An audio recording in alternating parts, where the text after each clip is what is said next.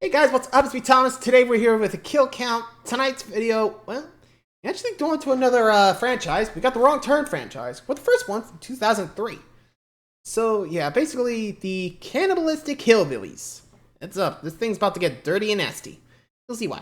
So be sure to like, subscribe for more. Hope you enjoy. Let's go. Welcome to the Kill Count, where we James. tally up Nice the outfit. victims in all our favorite horror movies. I'm James A. Janice, and today we're starting another big franchise, because I'm looking at Wrong Turn, Wrong Turn. released in 2003. Wrong Turn is a bloody slasher that spawned 5 increasingly bloody and booby sequels, with the latest released in 2014. There should be a reboot 6 coming and out 7. soon, though, since they finished filming it last winter. The Wrong Turn films, which follow a group of messed up cannibals in the mountains of West Virginia, flourished in the age of Saw and Final Destination. AKA And the boy, torture does it porn. show. Oof. Most of these movies focus on the blood and guts Yeesh. spewing from casts of bland, mean-spirited characters. The settings swap places, the filming quality varies, and the only consistent character is a single cannibalistic killer, the high-pitched squealing three-finger.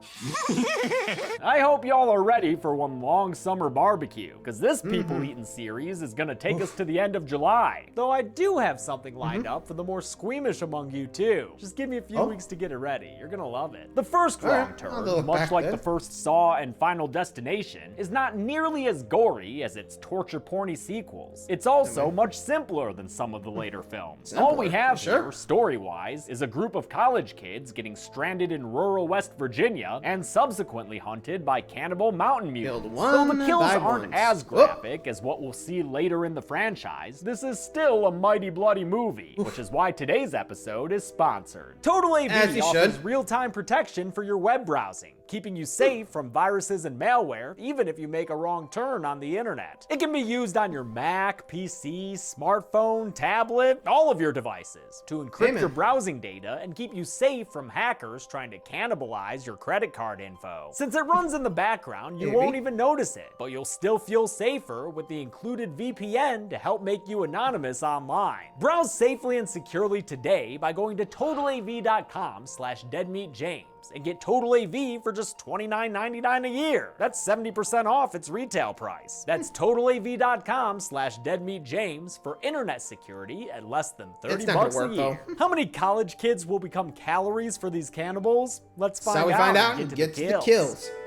Yeah, this is gonna get bloody. I got nothing else to say. The movie begins in the Mountain State, which, by the way, pretty boring Pretty. nickname, West Virginia. Rich and Haley, a handsome, fit couple, are climbing one of these West Virginian mountains to get a good gander at all that unspoiled nature. As Haley struggles to finish the climb, Rich is killed off bye, screen. Rich. His body does a little peekaboo and drips some hi. blood onto Haley before it's yeeted off the cliff by the unseen killer. Haley eventually falls and lands right next to Rich's Ouch. body. She almost makes it back to their SUV, but she's tripped by razor wire and killed off screen after her body Poor is Haley. dragged away. The opening there's credits our show two. us that lately, a whole bunch of crimes have been committed by mountain men who are deformed from inbreeding. A common trope when it comes to Appalachia that I'm sure those fine Appalachia? folks are just fucking thrilled about. It's on an Appalachian highway that hunky med student Chris Flynn, played by Desmond Harrington, gets caught in standstill traffic. Since he has an important appointment to get to, he turns around hoping to find another way. Careful, dude, you're driving off the grid now. Though, thankfully, that Nokia can double as a blunt instrument if need be. He gets to a gas station tended by a one-tooth Pepto-Bismol chugging dirty man and sees on a map there might be a way around the traffic jam. Bear Mountain Road,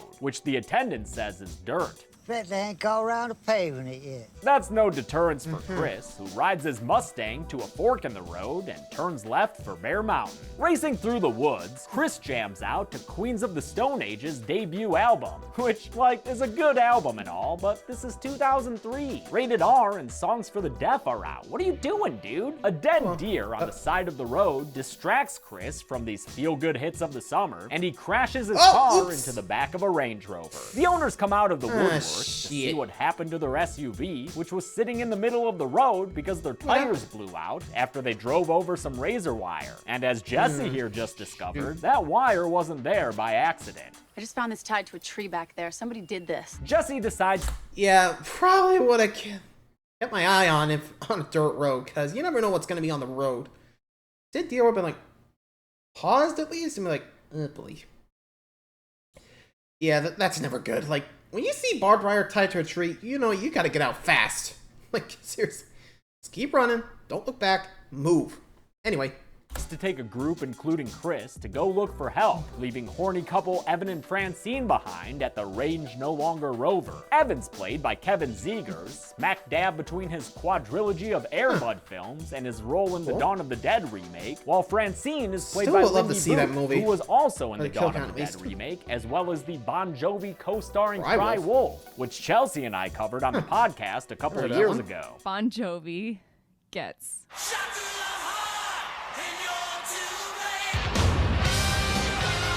I'm not making it up. That is actually what happens. The two of them get high and stare at the world through yellow-tinted safety goggles until they decide to do something a bit more fun.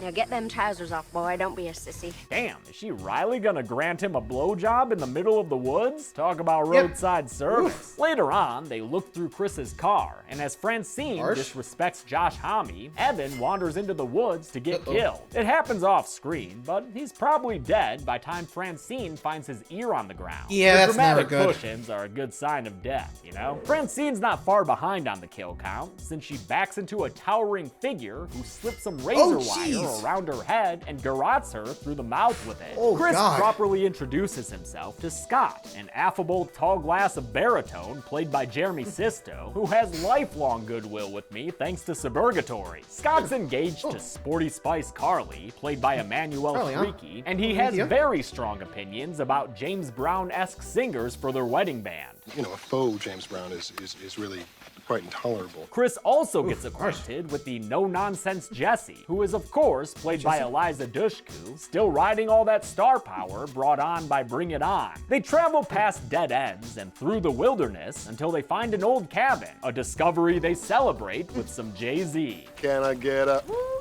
But ain't no one here to bounce with them. This place is as dead as all the rusting vehicles out on the lawn. Chris decides to chance an unlawful entrance in hopes of finding a phone to use. Inside, they find way too many car keys for one household to need, and way too many sunglasses, and way too many jaws. One family don't need all them jaws. Yeah, that's a cuter one. I don't care how big it is. Nah, it's pretty clear pretty soon that the people who live here are hungry, hungry cannibals, and are also the ones who wrapped all that razor wire around their tires. And in case you wanted more bad news, looks like the cannibals are here, arriving in a tow truck and adding the Range Rover to their treasure field of vehicles. With the back door blocked off, the kids are forced to hide from the mountain men as they come inside, and try not to freak out too much when they see Francine's dead body. Uh-oh, Chris, might want to dodge her blood that's coming right for you. Chris and Jessie stay silent as the killers get to work on Francine's body, taking a huge saw and cutting it to pieces.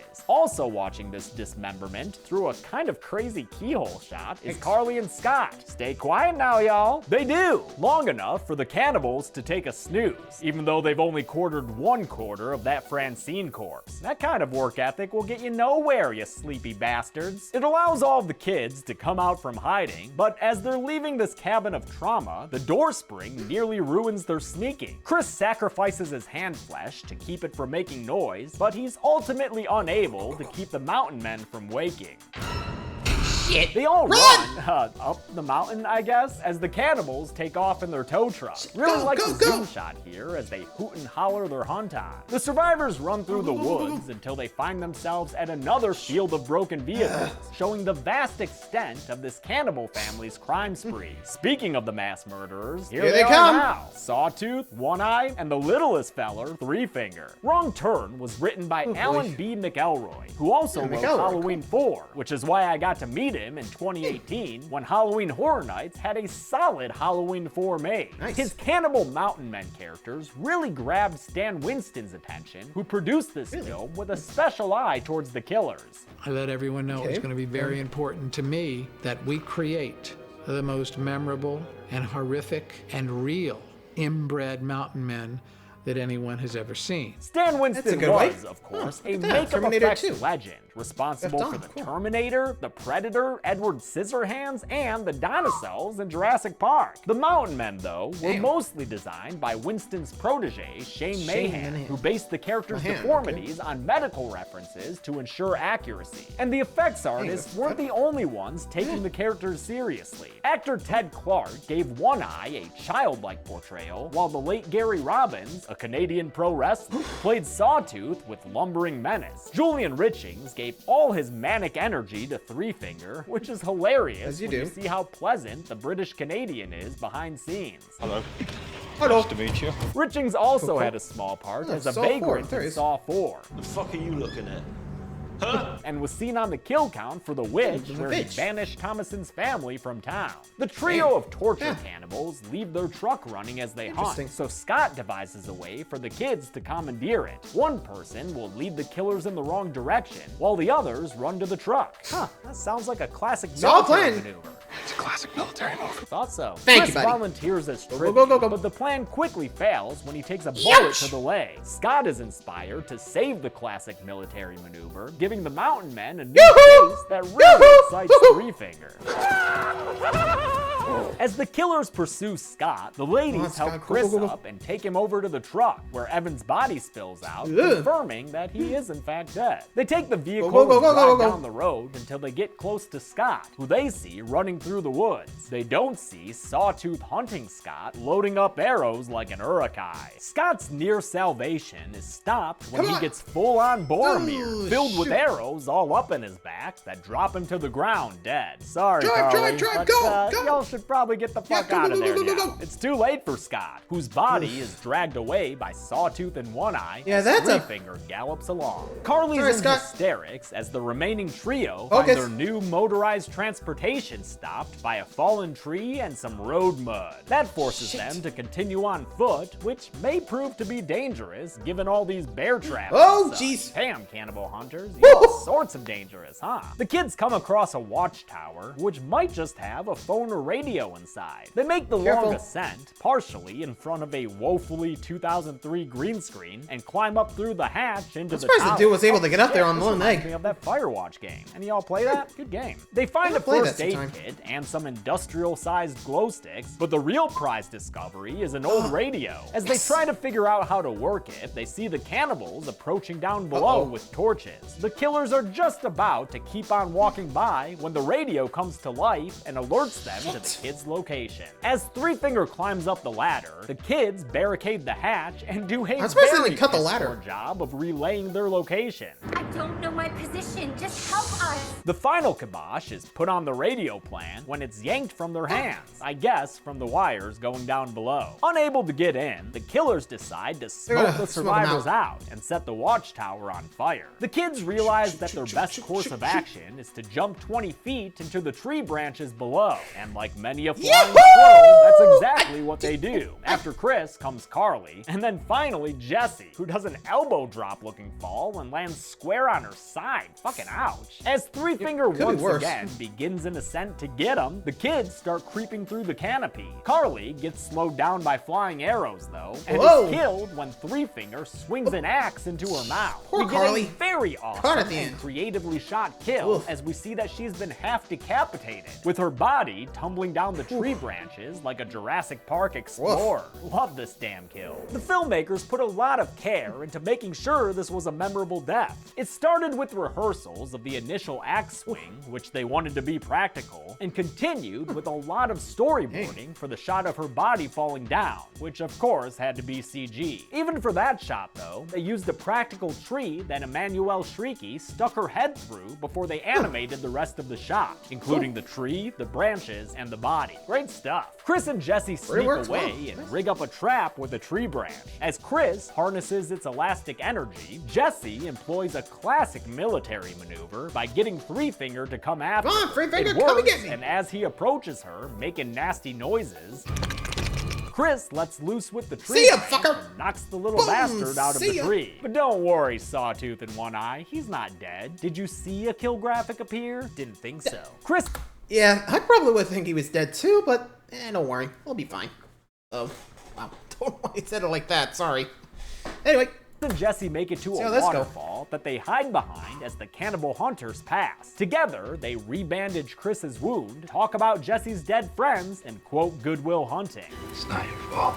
They camp there overnight and come morning, slide their way down some rocks to continue on trying to escape this endless forest of death. They finally come across a road, only to also come across an accident because the cannibals are here. They knock Chris down the mountain, steal Jesse away, but instead of going after her himself, Chris decides that the best thing he can do is recruit a cop, whom he stops in the middle of the road. The dude's actually out looking for them, thanks to their fire tower SOS, and Chris tells him that some people are dead. Dead? What people? Well, you. People like you! Thanks to old Sawtooth there. Chris escapes into the woods before Sawtooth gets down to the car and stuffs the cop's body in the trunk. He gets in to take the car home, and Chris hitches a ride in a totally baller way, rolling beneath it and hanging on like Sideshow Bob. Sawtooth drives the cop car back to his cabin, where Jesse is in restraints and being petted by One Eye when he's not too busy brandishing a blade at her throat. Chris finally gets to give his arms a break as the cannibals drag the cop's body inside the house. They hack off its head as Jesse wriggles and squirms about, but before One Eye can keep her still, a fire erupts at their front door. Man, you guys' house is on fire. Couldn't get much worse than this. Now this, haha! Take Never that, bitch. mind, now you've got an SUV in your living room. Chris throws a Molotov cocktail that sets Sawtooth on fire, then grabs a wrench and uses it to stab the big man in the chest. This puts him down. Again, always go for the head. Not for long, since he interrupts Chris's untying of Jesse to resume the fight. She's free enough to reach a bow and arrow, and she puts Sawtooth down again by lodging an arrow in the back of his head. Three Finger shows up next and fights them until an axe is slammed into his chest. But none of these fuckers have actually been killed yet. Not even One Eye, who got run over by that car. Chris and Jesse back out of the cabin slowly, and with the gun's last shot, Chris aims for a gas tank and fires. Dios. Now, listen, I have to address this here because this came up when Chelsea and I reviewed this movie on the podcast 2 years ago. That fucking explosion sounds like James Brown at the beginning of I Feel Good. Don't believe me? Here's the explosion. And here's I Feel Good. I feel good. And need I remind you, Mr. Brown. Yeah, they did make a reference to Brown earlier by too. Scott. You know, a faux James Brown is really quite intolerable. So Wrong Turn samples Fair James enough. Brown. That's my headcanon. That's annoying. I'll also say it's canon that Sawtooth and One Eye are killed by this explosion on fire. They're never seen past this point chronologically, while Three Finger lives on to giggle it up through all the sequels. The movie ends with Chris and Jesse driving the tow truck back to the gas station, where Chris takes the map so they can finally get out of there. That'll do, Chris. That'll do. How many people got killed in them there mountains? Let's find out and get to the kills? Their numbers. Wrong way. Oh, wait a minute. Nope, not making that mistake. Good call.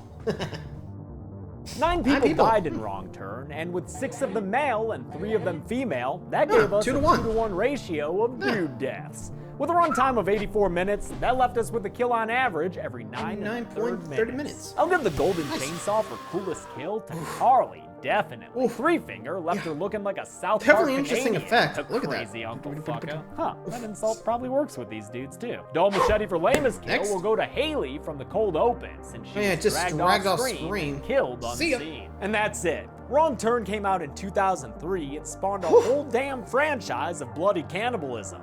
The next movie's probably my favorite of the series, so tune in for that next week. Until then, I'm James A. Janice. This has been The Kill Count. Thanks a lot for watching. Yep, Wrong Turn 2 next time, but for now, yikes. 9 people died in the first hunting for the Wild Boars. So, till next time, guys, thanks for watching. Hope you enjoyed. Till next time, adios.